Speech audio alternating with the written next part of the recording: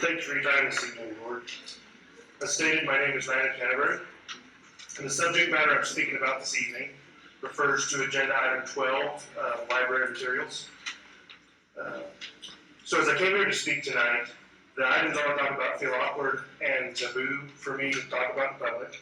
And as I was thinking about speaking tonight, I thought about the fact that myself as a grown man, if I feel these items are awkward and taboo to speak about, how much more so would it be for one of my daughters to pick up one of these books on this proposed list at the library and bring it home.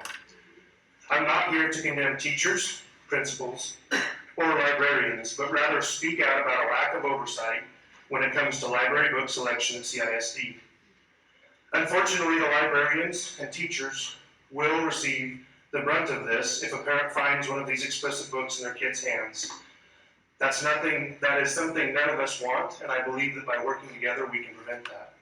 So you see, this all started a few weeks ago. My wife and I received an email, as did all parents, on January 26th, giving us access to the book list and asking us to review it in 12 days. After doing a small amount of research, here are a few of the issues that we found. Many of these books contain sexually explicit material, including detailed descriptions of sex, rape, and incest.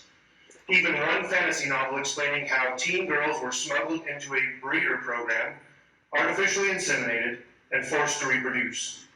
In addition to the graphic sexual content, there are numerous vulgar obscenities that most parents would never allow within earshot of their children, much less within school-sponsored media. You see, the book descriptions do not provide adequate context for parents and children to make informed decisions, and that's the issue. They describe exciting new worlds full of adventure, daring stunts, and new friendships. However, these adventures are doing drugs, crystal 8, while sneaking teen girls into camp to impregnate them.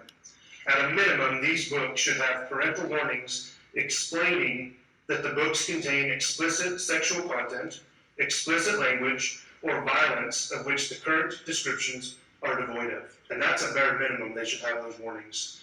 I understand and respect that there are very views among this community, as it's a large community. As such, I want to be certain not to condemn anyone, but rather call for oversight. My request this evening is that I ask you, the school board, to consider voting against the approval of the proposed book list and take the next steps in creating guidelines that mirror our goal of excellence for each child. Thank you for your time, Dave.